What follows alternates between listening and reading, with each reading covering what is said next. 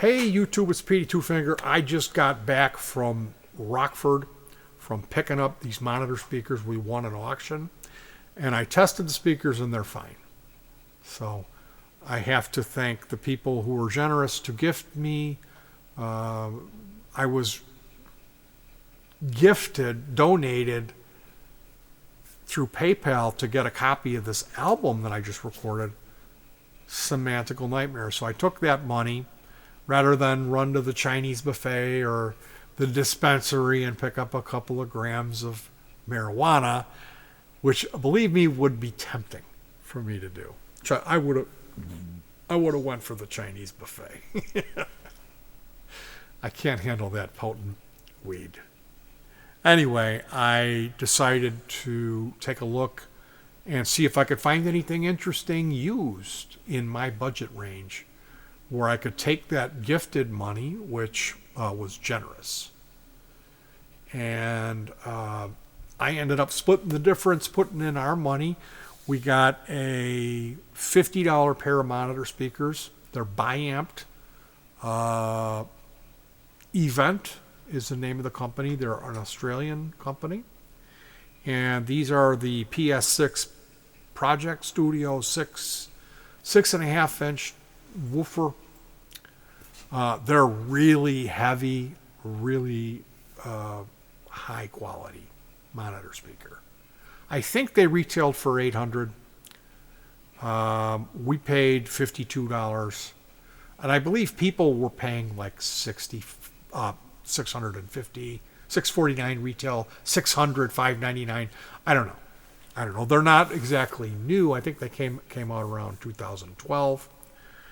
But I have no experience, minimal experience with mixing through a proper monitor speaker. I've got one. I got an M Audio BX5 that we play through live. I used it on some mixes last year. Now that I've got these, I'm going to be really interested in hearing what my mixes sound like, and then fixing some, like redoing them and then hearing them up against what I did. Like, how much of a difference does this make? Because I already listened to, I did just listen to a test mix on it and heard some things like, whoa, Anyway, they have, they're bi-amped. I think it's 70 watts on the woofer and 30 on the tweeter. And they have the connection is XLR or 1/4 inch, and it's TRS. It's a balanced connection. My interface is not balanced. So this is a whole topic. If any of you studio heads, I'm going to actually have to Google this some more and test it. Well, we took some XLR cables that were cut and soldered 1/4 inch terminals on the ends. And I left the ground floating. So you plug this XLR and it's shielded, and that shielding terminates at the end of its span. And immediately there is a 90 1/4 inch connector soldered with the plus and the minus that goes into the interface output. Now the other way to do that would be where I'm shunting the shielded connection to the minus connection. And I didn't want to do that.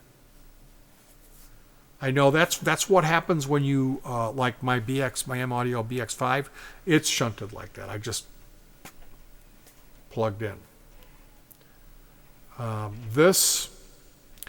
The shielding is there, and it's only grounded on one end. So I don't think that there's gonna be magic smoke or anything like that. I don't think I'm gonna have any interference either. I don't know. I've got to read more. I've got to hear it. I jumped over here and been making videos since I got home. I didn't sleep. I was up all night. Did I tell you that? I'm not sure if I told you. I was unable to sleep. This happens to me from time to time if I take a reduced dose of my sleep aid, which I did. So I'm not I'm in bad shape. If you've ever been up for a couple of days and you feel like, hey, I need a nap, that's me right now. Anyway, I wanted to thank specifically Christian Keaton Clementine, Heavy Metal ATC. Thank you so much for your generous gift. And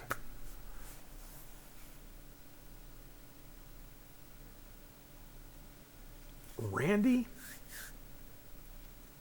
the other guy's name, I completely drawing a blank. These guys, they were generous enough to gift me. They PayPal'd me a little donation to pick up a copy of the Semantical Nightmare album, and I took that money, threw some of our money in with it, and picked up these monitor speakers for $52. I got a pair of 6.5-inch bi-amped 100-watt studio monitors. And they work. And they sound kick-ass. I did a little test with my MP3 player, and I'm about to get over there and hear what it sounds like, because we made those custom cables and set them all up and ran the power. So I'm going to let you guys go. That's a whole nother topic about how I made these custom cables with the ground. They're only grounded on one end. I'm even afraid to turn them on. I'm going to probably upload these and take a look. So, yeah, if anybody has any advice for me on that, you can email me at pd2finger@yahoo.com or leave the advice in the comments. But I have no idea how you connect a unbalanced TS tip sleeve to a balanced TRS on a monitor. Like, what's the best way to do it? And can you do it the way that I said, which is take the balanced cable and run it all the way to the unbalanced, and then chop that ground, leave it floating, and run the positive and negative terminal into the jack and plug that in. And by chop the ground, I mean it's just cut. It doesn't continue on and connect to the connector or the chassis. It's just cut. It's there shielding the positive and the negative wire like it normally would do. It just doesn't terminate to another additional ground. It can't, because my interface is not an unbalanced connector. And shame on you, M Audio, for doing that. What the fuck? You release another model, the 6-ton. This one's got the balanced on it.